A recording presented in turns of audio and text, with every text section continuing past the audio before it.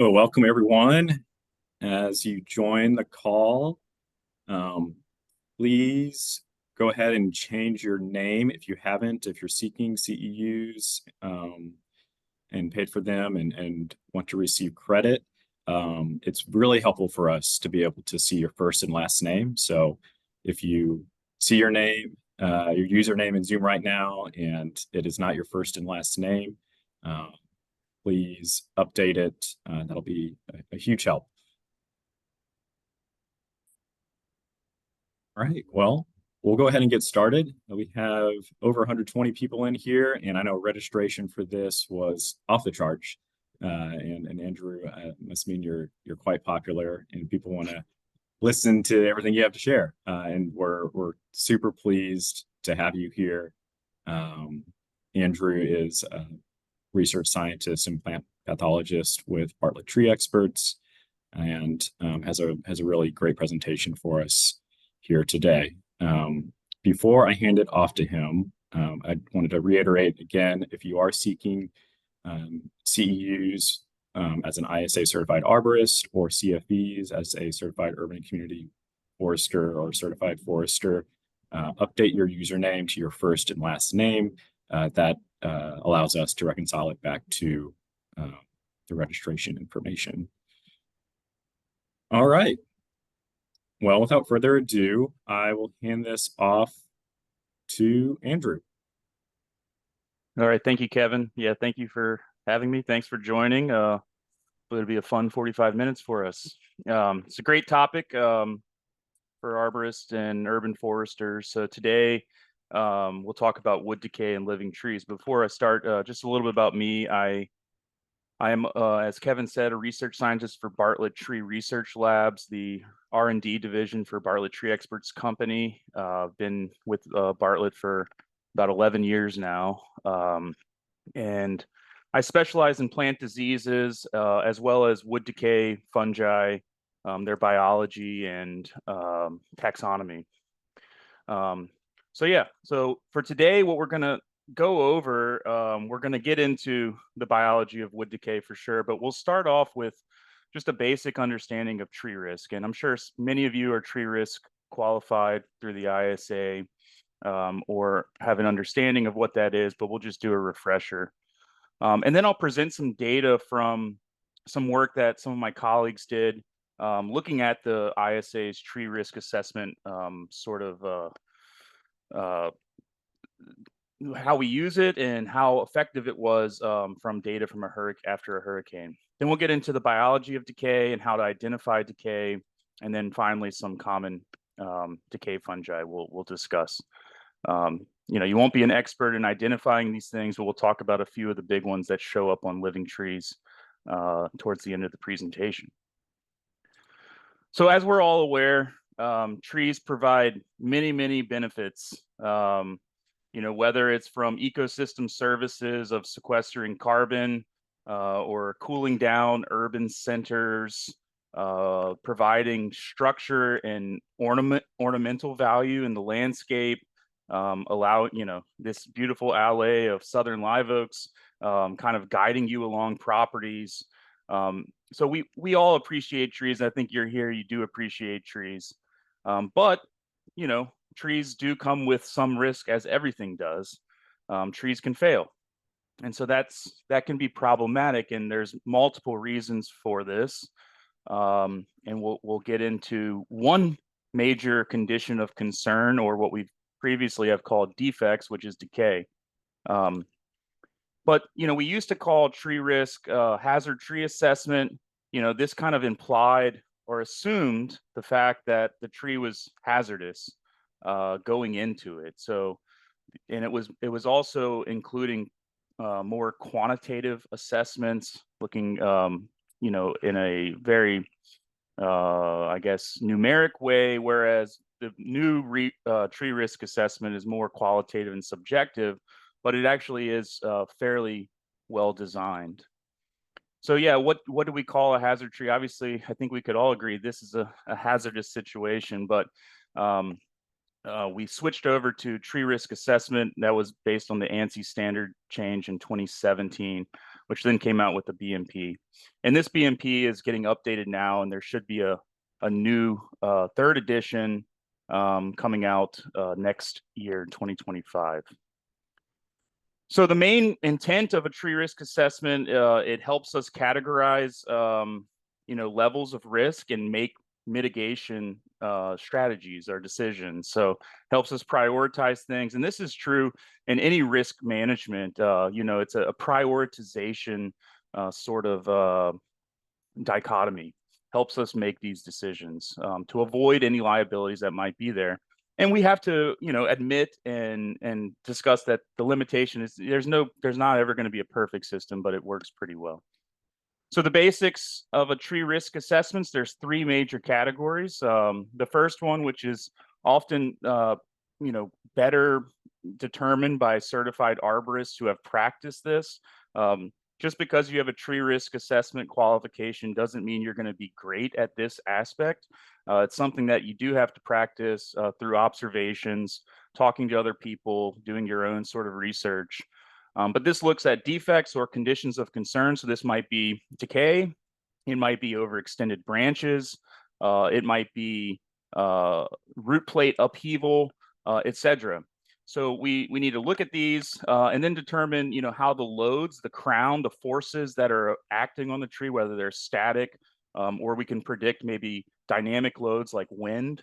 And then finally, how vigorous the tree is, how healthy that tree is, and how can it, deal with some of these sort of factors. So if a tree has put on a lot of wood because it's in a very open, exposed site, it may actually, even though it has a large crown and a lot of loads acting on it, it may have enough wood to deal with those responses. On the other hand, if we do some thinning of a forest and a tree did not form wood because it wasn't as exposed, over time, those exposures, maybe it doesn't have enough wood to deal with them and can lead to that. So as arborists and practitioners, we have to look at all of these things, not just the defects, but the canopy conditions, vigor and growth, the amount of loads, static and dynamic, that are acting on the tree, and then put them all into a category of likelihood of failure.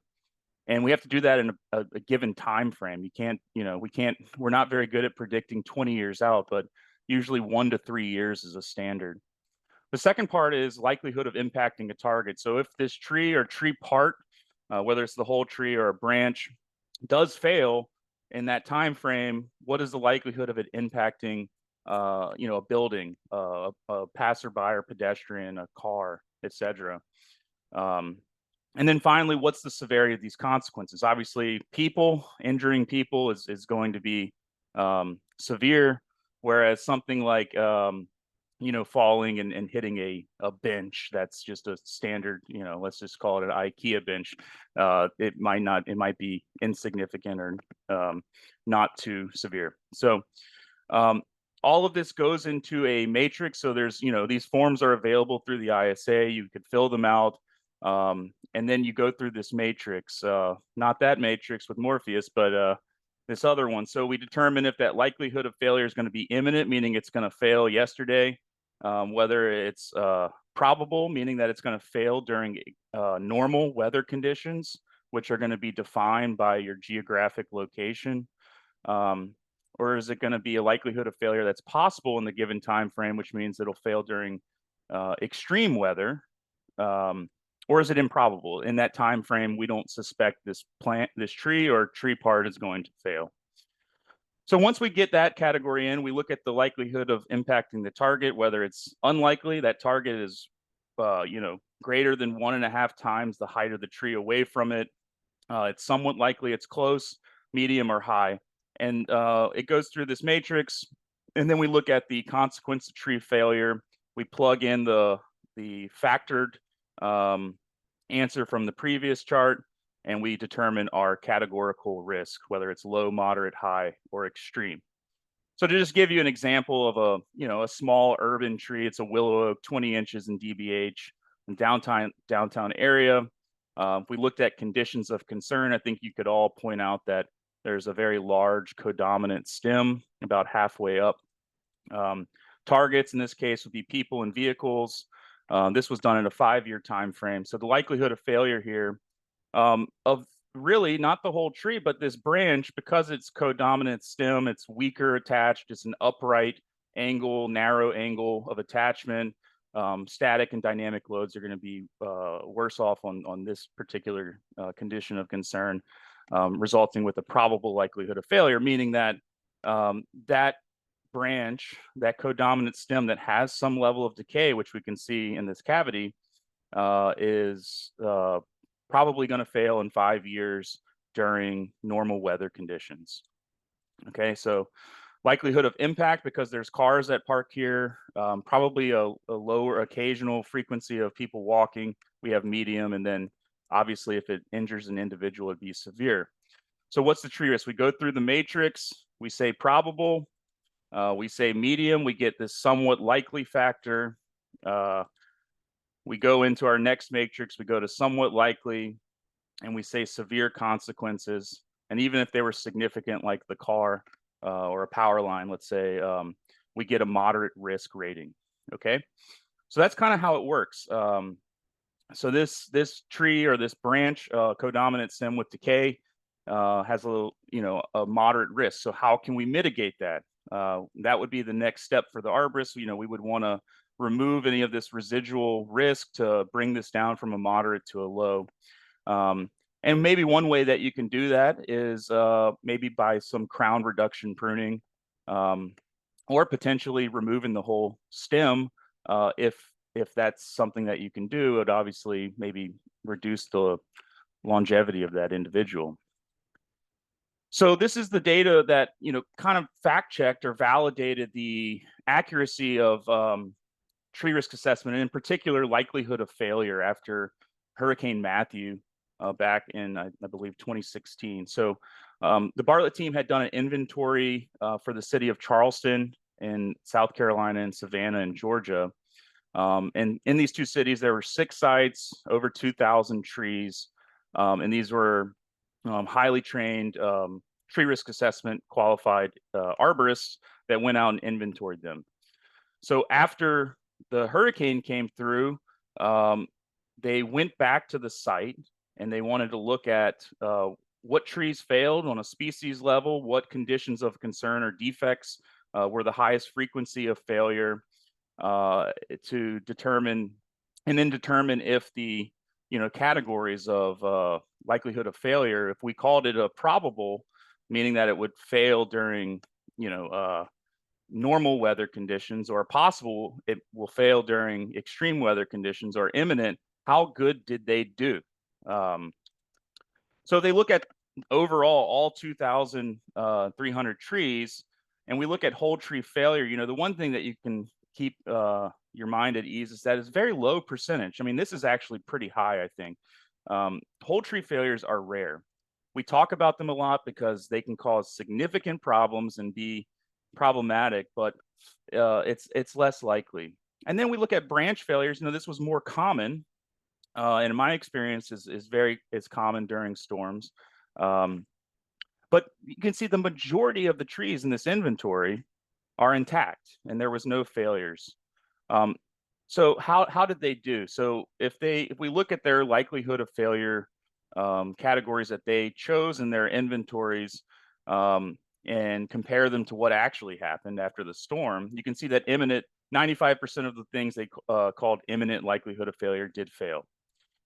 Probable, a little bit less. This, maybe maybe a harder category to get into between probable and possible.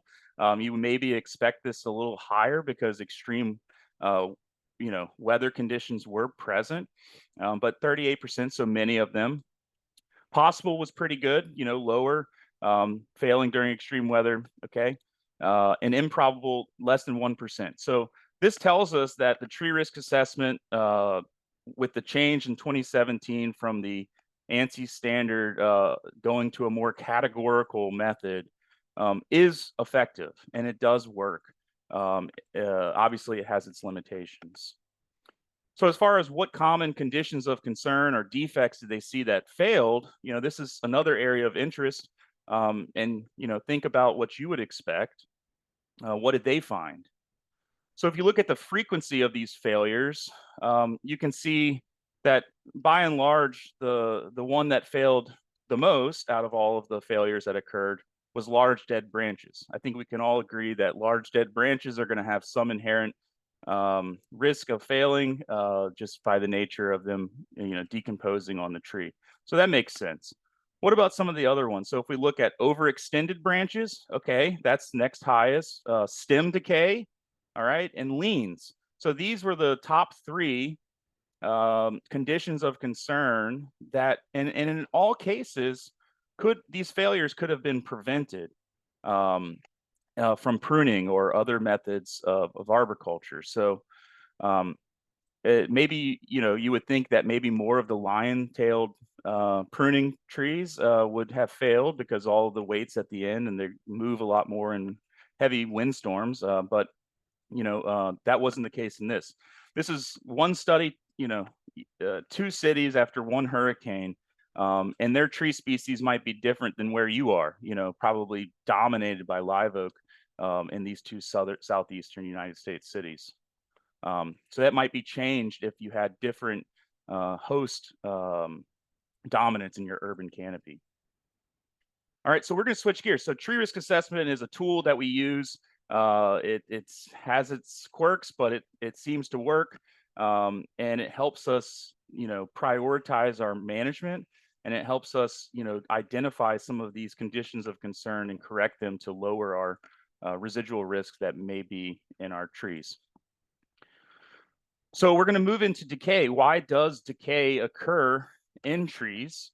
And the answer is nutrient recycling. This is a process that doesn't know that it's in an urban forest or a natural forest that it's going to happen. If we did decay of wood is a very complex structure, and we'll talk about that. And not many things can break it down. But fungi, a lot of fungi mostly break the wood down and they recycle the nutrients into the soil. And if we didn't have this process, we would be burning a lot of woody debris and polluting the environment a lot more than we do. So we should take it, be pleasantly, optimistic about decay happening. I mean, decay is a good natural process.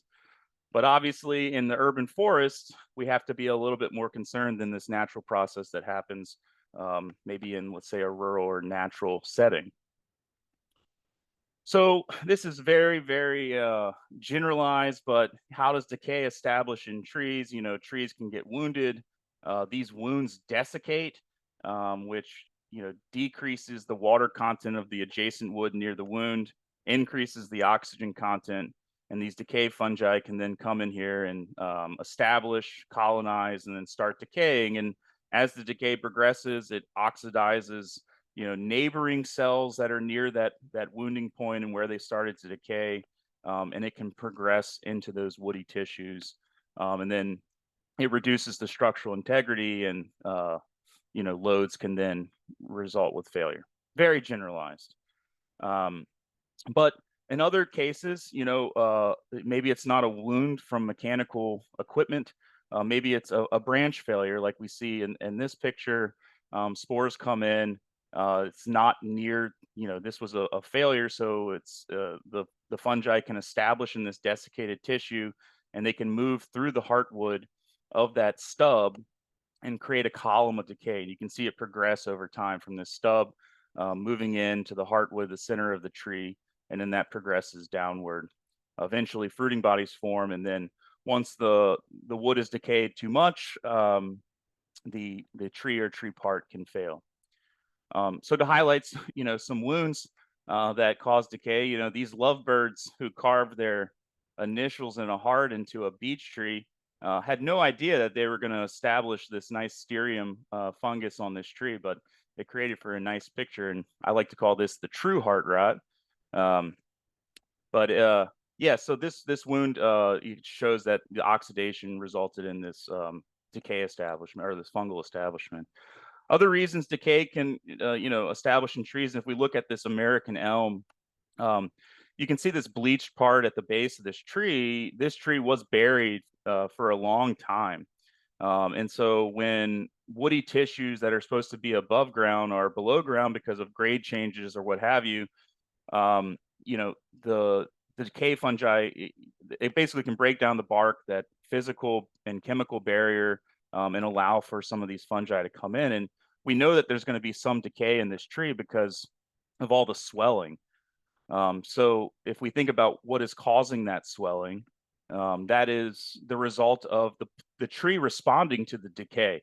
It's forming response wood or wound wood, and that swelling tells us that there is some internal decay in this tree. This was a black gum tree, and you can see these fruiting bodies, which is a species of armillaria, following this root. This root goes underground all the way to over here. This tree was actually struck by lightning. And so when the lightning strike happened, it killed the cambial tissues within parts of the trunk and definitely this root. And the that wood desiccated and allowed for this fungus to come in and start degrading it. Construction sites, this was very ironic, right? We probably have all seen something similar to this where, they go out of their way to protect, this live oak tree with this 2x4s for equipment purposes. But where are they stacking all of their bricks and their concrete debris is right in the root system of these trees they're trying to protect. It's a little ironic. And actually on this site, there was another tree present where it also had a tree protection system set up near it. And that's where these construction workers were cleaning their wheelbarrow that they were mixing concrete in. And now there's concrete over the roots. So that's not good. So roots can get affected, differently. We talked about the establishment and the lower trunk, and we talked about establishment into branch failures or upper parts of the tree.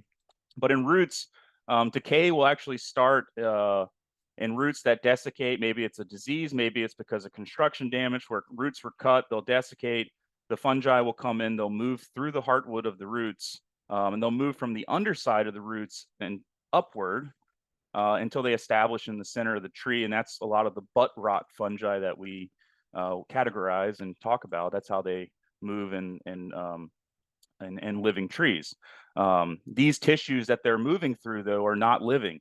They're also non-functioning in the sense that they're desiccated from whatever predisposing condition, whether it was construction or a root disease. And eventually, once it becomes too much, the trees can fail. Okay, so before we get into why we're concerned about decay, I think we all know that. But what's wrong with this situation? Well, there's ivy growing up this tree, and it's hiding a really important condition of concern. So as an arborist, you can't really do a tree risk assessment or determine what's going on here without removing these vines. And you can see this cavity poking out in this main codominant stem on this tree right here. So we need to remove vines to be able to actually make our decisions before we begin. So why are we concerned with decay? I think we've alluded to this. I think we're all aware. We don't want this to happen. I mean, hopefully you all were not affected by the recent storms, but if you were, obviously we're thinking about you. But this can happen, and decay, you can see the base of this tree probably did have a significant amount of decay based on the coloration of that wood, even though the canopy was otherwise looking pretty good. Again, here, root decay, again, these are whole tree failures and damage, really highly damaging situations. This was a situation, this is actually pictures from one of our colleagues at the Bartlett lab, went on a retreat, and her yurt, actually, while she was out, she wasn't in there, thankfully, this populus failed, and you can see these roots are completely bleached out, and there was actually a Ganoderma applanatum group fruiting at the base of it, causing that root decay. And I don't know if you know this story, but this is a giant baobab tree in Africa. And this tree was historic and kind of a place to visit because inside this tree was a bar for about 6 people. This is what it looked like on the inside. Well, obviously it's a big cavity in there, right? And there's significant amount of loads, and how long is this bar going to last? Well, it did fail back in 2017. So why are we concerned about decay? Well, if the bar gets shut down, I think people are concerned, but um, this can be problematic. So obviously, when we need to look for different signs or symptoms of decay, how do we do it if there's no fungi, wood decay fungi fruiting, which isn't always the case? That's really going to be dictated by environmental conditions. We have to look for something else. So this might be cavities, like we see in this beech tree down here. It might be cracks, like we see up here. We could find carpenter ants. Carpenter ants are going to form their nests in decaying wood. And then if you're so unlucky to live in an area with Formosan termites attack living trees and decay and increase the level of structural integrity loss, and decay follows. And then native subterranean termites in this country are associated forming their cavities in decayed wood. We talked about the swellings of the stem from the response wood. The trees are going to respond. They're going to lay down wood where they need it to deal with these structural defects. If you can imagine that a tree that has some decay, it might start moving a little differently during wind and weather events like that. And it may say, okay, we need to form new wood over here because we're moving a lot more. We need to be able to deal with that. Not that trees think like us, but that's kind of it. I heard Frank Grinn one time say that, and I love this, trees are honesty archives. So trees are going to tell you a story of where they are, and the wood that they form is going to tell you about the loads that are associated with that tree in that place. We also might look for root plate heaving or leans. Maybe a tree is leaning, and you can monitor the lean over time by looking at the angle of the tree, and seeing if maybe there's decay in that tension side of that lean.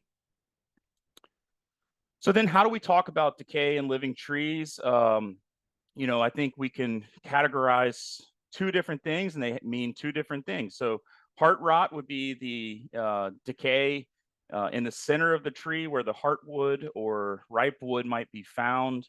This is wood that is no longer functioning. It's not moving any water or minerals or anything. Oftentimes, trees will lay down some chemicals, phenolic chemicals, in some species that have true heartwood. It'll be darker in color. And I like to say that all trees are hollow. All mature trees are hollow inside, like my soul. And that's because of heart rot.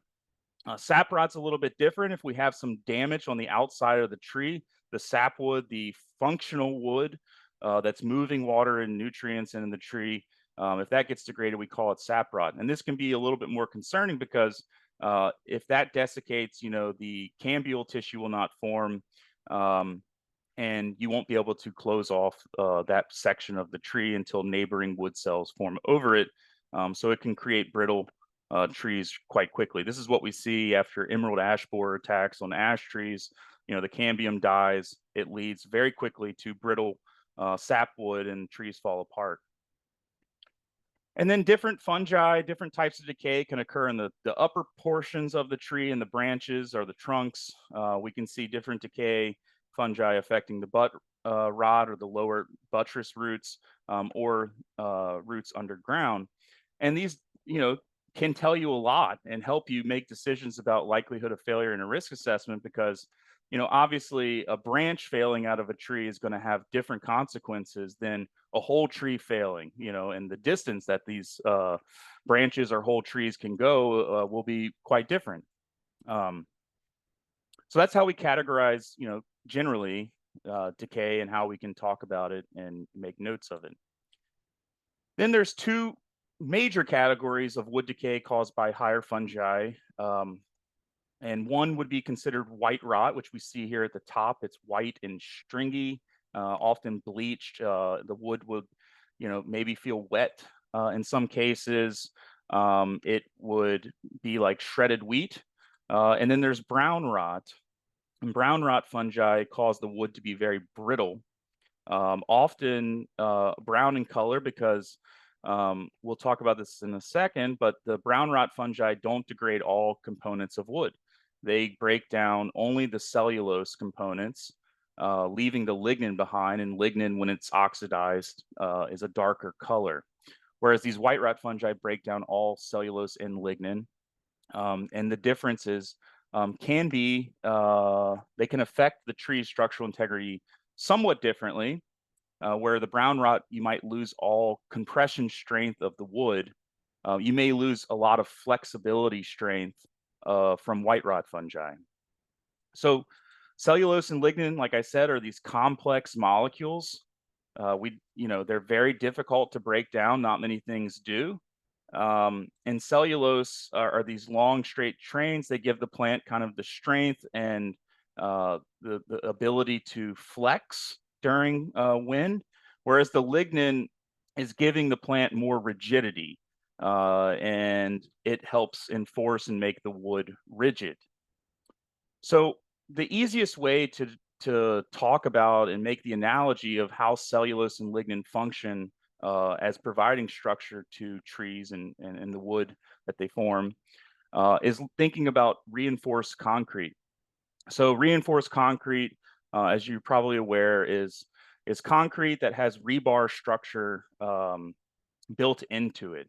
And so if we just laid down a mold of concrete and we threw it off of a building, it would be very brittle and break apart. Whereas if we have that structural rebar, we throw it off, maybe chunks break out, but it's a lot more, it's reinforced. So if we think about the rebar being the cellulose in the wood, that cellulose is then embedded into a matrix of lignin, which would be the concrete. That's the best way to think about it. So then we think about white rot fungi, brown rot. Brown rot fungi would be breaking down all of this rebar. So again, when I say the wood becomes blocky and brittle, kind of powder form over time, that's because we've lost all of this reinforcement. Okay, so that's a good way to think about it moving forward. So the other thing, okay, we talked about these different types of decay and where they occur. There's also going to be vast differences in tree species, and so there's a nice checklist that discusses their resistance or tolerance to decay, or susceptibility to quick decay. And tree species is probably your best course of action when making this likelihood of failure. And so I'll give you two examples. If we talk about two Quercus species, live oak and red oak, where live oak, if you know this species or this tree, has very, very dense wood. And you can also see that the grain, it kind of swirls and it goes in a bunch of different directions. Whereas red oak is pretty uniform, straight up and down grain, and the wood is less dense. And in the end cross sections here, the transverse cross sections, you can see that the red oak has very large xylem vessels, and this indicates that the wood is, it's not dense. It grows much faster than a live oak in many cases. Maybe a more pioneering species, whereas live oak's a more late successional species, and you can see the xylem vessels are much smaller, and the wood is much denser. So which one would have better ability to resist decay? Well, the more dense wood would have more ability to do that. And so I like to make the generalization that if we think about forest succession, the species that come in, the faster the species grow in the earlier successional species, let's say like red oak, cottonwood, things of this nature, they're going to have less dense wood, and it's going to decay faster than something like a late successional species. Again, that's a generalization. It's not always the case, but knowing your tree species and their decay profiles will help you make decisions as a practitioner. Okay, so now we've talked about the process a bit. Now, how do we measure it? So, determining how much decay is in a tree can help you determine the likelihood of failure during your given time frame. The way we can do that, we can do something as simple as sounding the tree. If it sounds like a drum, obviously there's quite a bit of decay in that tree. A little more sophisticated, you could drill, and when you drill, once you stop having friction from drilling and it's easier to go in, you've hit a decay pocket. So you can determine where the decay is in that tree through drilling. or using an increment bore and pulling out the core and looking at the color of the wood, and maybe you hit a hollow or something like that. More advanced techniques of drilling, there's a resistograph where you can drill in the tree with a very small drill bit. The digital forms will, as the drill bit goes in, it'll tell the computer, hey, there's this amount of friction, and once it hits little friction or resistance, it goes down. So you can see this printout here on this cross section of this wood. You can see the graph is pretty high. It's pretty high. There's a lot of resistance, and then it hits this decay pocket. It goes all the way down. It flatlines. Once it gets outside of the decay pocket, it goes back up. And you can see that this is the way that you can measure and determine how much sound wall you have. And then finally, there's systems like tomography. So here's an example of a swamp white oak tree that has Inonotus hispidus canker rot. You see the fungus fruiting there. When we did a sonic tomography assessment of it at this level right here, this is what we see. So this system will basically put in these probes into a layer of the trunk, and you would tap them with a hammer, and that tapping would send a sound wave to each probe, and sound moves faster through solid, structurally sound wood than it does through decayed. So the computer program will assess the speed in which the sound hits each of the sensors, and it'll be able to give you somewhat of something analogous to an X-ray of where decay is. So in this picture, blue means hollow.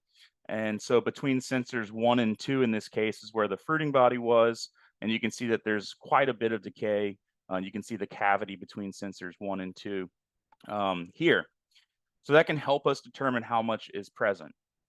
Okay, so what do we do with that information? You know, this sounds good. It's a bunch of bells and whistles. We've determined that. Well, several researchers over the last 70 years have looked at this, and they've come up with adopting engineering formulas for pipes to determine the structural stability. So how much sound shell wood do you need in order for it to be structurally sound and not affect the likelihood of failure? So what these researchers determined in the 60s was that, you know, about 21% strength loss, which would mean that 10% of the diameter of that tree would be needed of the radius, 10%, in order to be structurally sound. Others, the Bartlett formula from Tom Smiley and Bruce Frederick's work, they went out after Hurricane Hugo in the late 80s, and looked at trees and tried to, you know, make sense of which trees failed, how much decay was required for failure. And what they found is they used a very similar formula. We're looking at the sound shell, but they also included a factor that creates a factor for cavity openings, because obviously we're not always going to have just true heartwood. There's going to be some level of cavities, and how much structural loss does that entail? So what they determine is if you have 0% cavity, 30% strength loss is what they were working with. But as the cavity gets bigger and that opening gets bigger, you need more sound wood in order to determine that the tree is structurally good. So if your cavity was 33% of the diameter, you would need significantly more sound shell wood to make that tree not have a higher likelihood of failure. So if we looked at all of these models, these 4 different research projects, the general consensus is that somewhere between 20 and 40% strength loss is going to take that tree from a not risk situation to a risk situation having a higher likelihood of failure. So what does that mean?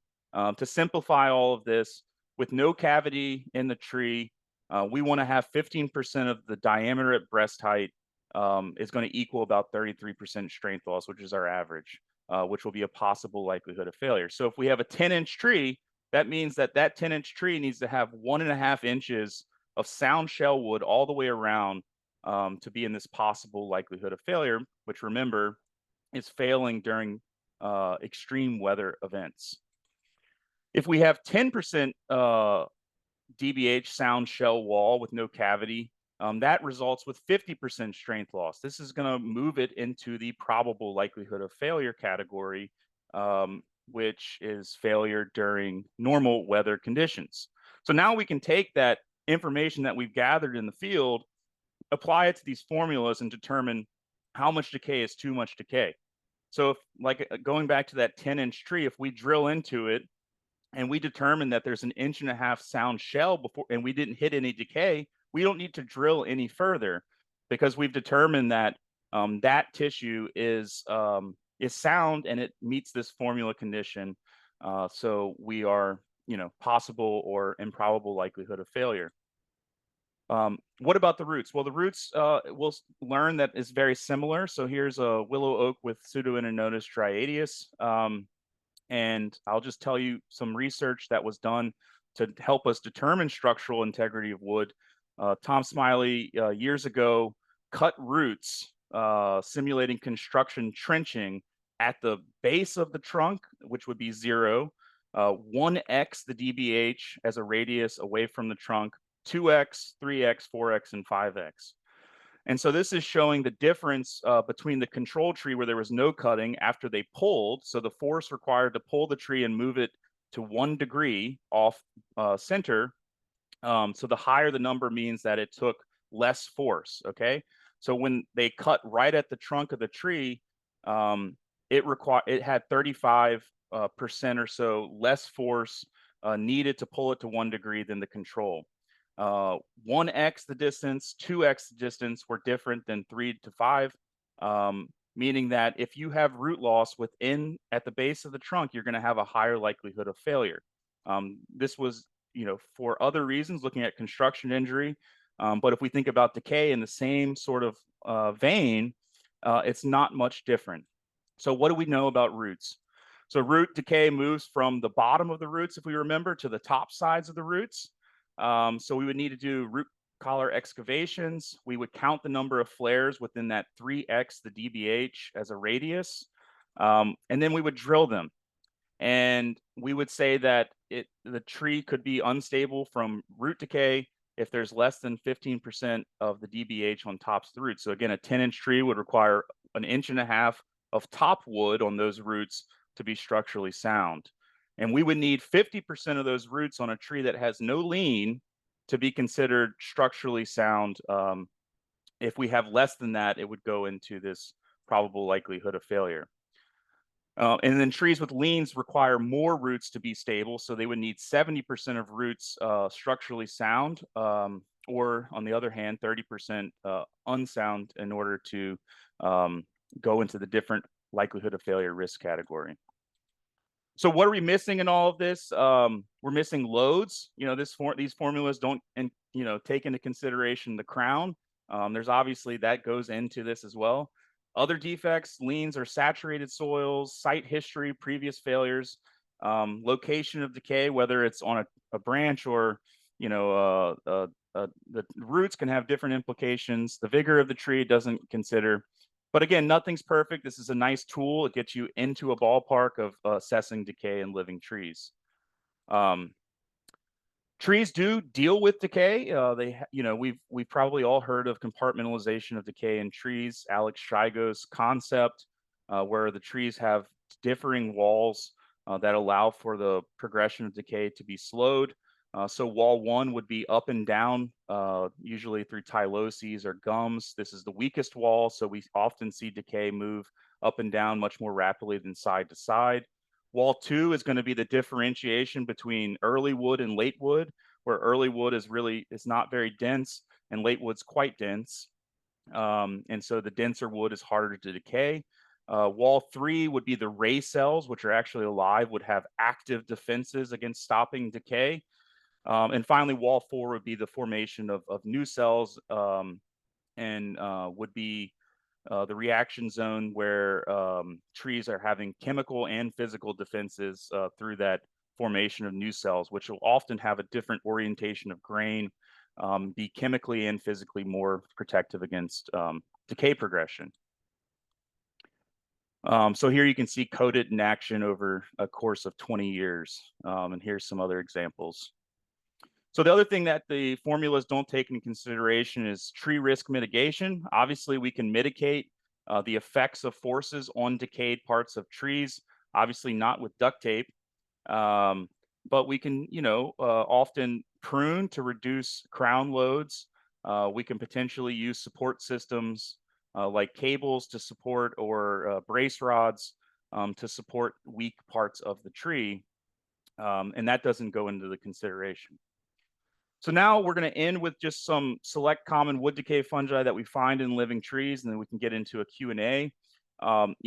Identifying the fungus is important from the standpoint of there are fungi that decay wood in living trees, and then there's lots of other fungi that do amazing things that aren't decay fungi. So determining the fungus from the standpoint, is it a decay fungus that's going to decay the wood of this living tree, or is it a ectomycorrhizae forming fungus and it's just forming a fruiting body on the tree, could be important. And then there are some differences in these wood decay fungi and how aggressive they might be, but that does get somewhat ambiguous and really should be considered across a case by case basis. So the quiz to test yourself, there's 3 pictures of fungi here, all forming in these clusters. Which one is armillaria? I'll give you a second to think about that. Well, hopefully you guessed the top right. That is armillaria, but down here in the bottom right, this orange one is jack-o'-lantern or Omphalotus, which also can decay living trees, maybe less aggressive than armillaria species.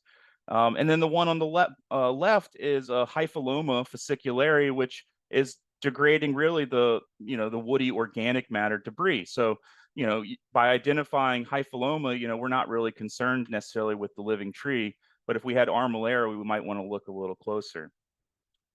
Another quiz for you. I have 4 fungi on this picture, all decay fungi in this case. Which one of these is Ganoderma? I'll give you a second. Hopefully you said none of them. This guy's trying to trick us. Up top left, we have Fomitopsis panicola, which is a heart rot fungi of conifers. On the top right, we have Inonotus hispidus, a canker rot of oaks. We have Fomes fasciatus, the bottom right, a heart rot fungi of a variety of hardwoods, and then Inocutus ludoviciana down here at the bottom left, a butt rot fungi of many oaks. So I only put this up here to tell you that there's lots of different fungi out there. Some of them have different strategies. Fomitopsis here at the top left is a brown rot fungi. Inonotus hispidus on the top right is a white rot fungi. So we can know a little bit about something of how it's degrading the wood by identifying it correctly. Unfortunately, there are no, fungal detector machines that can tell you exactly what it is. So you have to either learn from someone that's knowledgeable about this subject matter, do your own research and reading, or send samples into diagnostic labs to get an ID. Chris Luley out of New York has a wonderful website and a new edition of his fungal book, Wood Decay Fungi of Living Trees. You can buy it through ISA. And this website has a really easy to use key. So I would encourage you to go to treerot.com to check this out. Now I'll go over a few of these species. So armillaria species we find on living trees a lot, sometimes called honey fungus. It moves through root grafts. Again, this fungus does show up on living trees, but often these living trees have other stress events, whether it's drought conditions, Phytophthora root rot, whatever. The fungus looks like this, as buttons first. It grows in these clusters. Sometimes has this ring around the stem and called an annulus. And some of the species form rhizomorphs, which is how it moves from tree to tree in the woods. The fruiting bodies are pretty ephemeral. Depending on where you are, they typically fruit in the fall. Sometimes in the deep south, will fruit twice a year. But you can see over a course of 3 days, it goes from these buttons to these big honking mushrooms. And then 3 days later, you can't see them any longer. In trees that are affected by them, we often see these white mycelial fans under the bark that can help us diagnose that armillaria may be involved. And just as a fun fact, that mycelium, sometimes called foxfire, is bioluminescent. So here's some cultures I have of different armillaria species, and you can see when you take a photo with long exposure time, they're bioluminescent. Another common one we see on oaks is Pseudoinonotus striatus or Inonotus striatus. It's an annual fruiting body. It often looks like these kind of marshmallows at the base, fruiting in the late summer. And And here it is as it matures. It can kind of become pancake-like or flatten out over time. But this fungus is associated with a root and butt decay of trees. Ganoderma species, there's quite a lot out there. The shiny capped ones, this is what I did my PhD on, the taxonomy of them. You can have ones that look like ET, like Ganoderma curticii. You can have these shelving ones, Ganoderma sessile, or things like this, Ganoderma tuberculosum. Again, most of them causing root or lower trunk decay of a variety of trees. And so here's a video of a wood block that I inoculated with the Ganoderma. 90 days later, this is how the structural integrity of that wood was. So you can see that it decays pretty quickly with no defenses on a living tree. But there really weren't that many differences across Ganoderma species. There was differences across tree species. So again, tree species can help you determine likelihood of failure, sometimes better than the fungus itself. They make for nice pictures as well. Those are both white rot fungi. Brown rot fungi, like chicken of the woods, Ladyporus, making the wood very brittle. You know, oftentimes we'll have these orange shelving fungi like Ladyporus sulphureus, or these rosettes at the base like Ladyporus cincinnatus. It causes the wood to be very brittle and can lead to failures. This is a choice edible. Here's fried chicken of the woods, as I call it. And it's super common coast to coast in this country. There's probably about 6 species in the country, and they cause a brown rot. Another brown rot fungus of conifers, Phaeolus schwannitzii, again forming this blocky, brittle brown rot of roots and lower trunk tissue. The fungus itself is this kind of velvety, brownish, yellow fungus. And right now, there's really one species that's determined, Phaeolus schwannitzii, but I'm doing some work on it and showing that there's probably 6 species in this country. Fun fact about this one is people have used it for dyes, for yarn and such. Forms these beautiful colors. Lastly, we'll get into soft rot. We didn't talk about these, but this group of decay fungi are in the lower order of fungi in the ascomycetes, and they actually they form cavities in the cell walls of wood, making them kind of more sponge-like.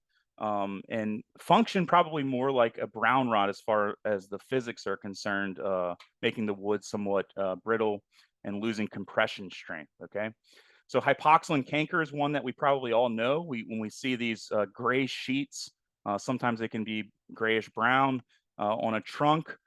We know that we have something concerned. This trunk is either dead or it's dead and it doesn't know it. And this fungus is making that wood very, very brittle, and we might not want to climb this tree. We definitely don't want to rig out of it. And as the fungus gets older, it forms a sexual stage, which pushes off the bark, and you have these black stromata growths. That's how you identify it. One that's similar to it, so where hypoxylon canker, caused by bisconioxia, causes decay in the upper parts of the tree, the trunks and the branches. Kretschmeria dusta, or formerly Ustulina dusta, charcoal butt rot, has similar ecology, but it degrades wood at the base. So again, losing a lot of compression strength, that can lead to more whole tree failures, which can be very concerning. So we should take these 2 fungi very seriously during risk assessments. To show you, this is a micrograph of what healthy non-decayed wood cells look like. And through soft rot decay, this is what I'm talking about, these cavities that form in the cell walls, making that wood lose most of the compression strength. So Kretschmeria, like hypoxylon, will have these gray crusts at the base of the tree. They'll turn black as they age and mature, and they can lead to failures. And oftentimes when we see this fungus, it's too little too late. It doesn't mean the fungus was the main cause of the decay. When it comes in late in the wood decay succession pathway, and leads to quite a bit of strength loss. So you can see in this cross section of this tree that had Kretschmeria, most of the wood on one side was completely gone. Here are 2 trees. The one on the left had Kretschmeria fruiting on it. When that tree was removed, here's what the cross section looked like. Again, you can see that there's very little sound wood left in this cross section. So overall, I'll end with this idea. If you are tree risk qualified, you know that failure occurs when when loads exceed strength. So decay is going to reduce the strength, meaning that the loads that the tree has may affect it more seriously. So we just have to be mindful of it. I think that the fruiting body or having wood decay fungus present on a tree does not mean that there's imminent failure. We should do more digging and determine how much decay is there to make our mitigation strategy. One mitigation strategy might be removal, but others may be retain and monitor. Some might be do some crown reduction pruning to reduce loads. Some may be, hey, we may need to do a more advanced assessment here to determine how bad the situation is. So it should require further investigation. We often get too scared about liabilities, and we do live in this litigious society nowadays. So, knowing your audience and knowing your trees, we want to rev the chainsaw up right away when we see a wood decay fungus on a tree or any fungus on a tree. But really, we should be better practitioners and think about retaining these trees. So with that, I think I'm a little over time. Hopefully we'll have some time for some questions, but I appreciate you all listening. Hopefully you didn't take your nap, but if you did, that's fine. And we'll turn it back over to Kevin. Thank you. Thank you, Andrew. No one's asleep, I can guarantee you that. Jam-packed with information. Really appreciate you joining us and sharing so much of your knowledge. I did want to ask, in the absence of having a ton of time for Q&A, where can our attendees go to learn more about your research in this topic in particular?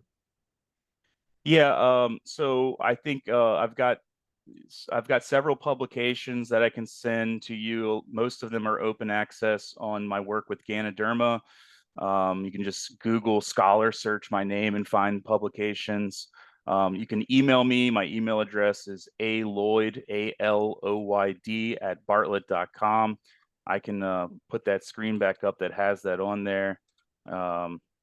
Let's see here. So it's right there. Hopefully you can just record that. You can reach out to me if you want. And then, there's lots of other research that's out there on decay. And I think a good starting place, Chris Louie's website, treerot.com, is a good place to learn a bunch. His book, Wood Decay and Living Trees, Volume 2, just came out last year, is a great updated version of his previous book. All right, great, thank you. One other question that we received, and I know we're not going to be able to get through a bunch of questions here, but did want to pose at least one or two more to you, comes from Michael Davey here in Nashville.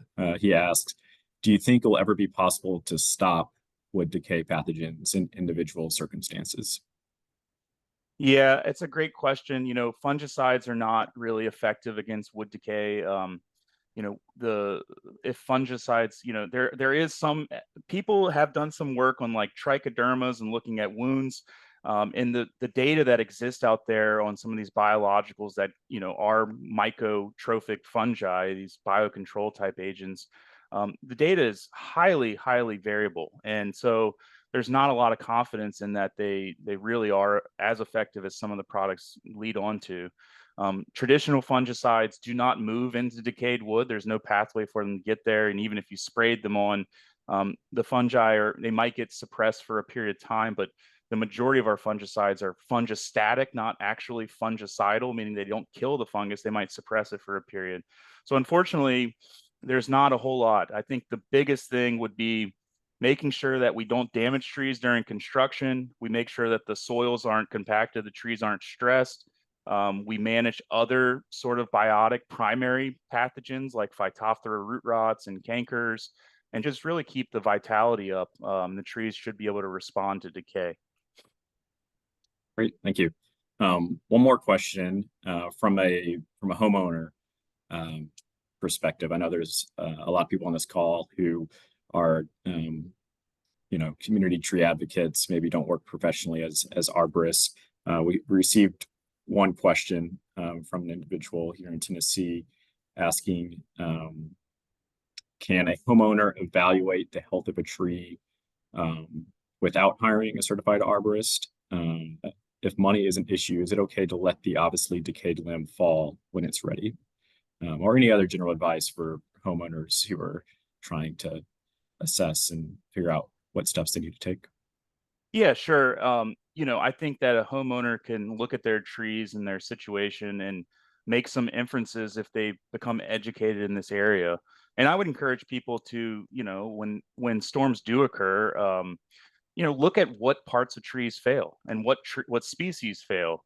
We had a hurricane down here in southeast Texas earlier this year, and riding around town, you would see that large branches that are codominant, those are what failed. In trees that had branches that had included bark, those are what failed. Overextended branches, etc.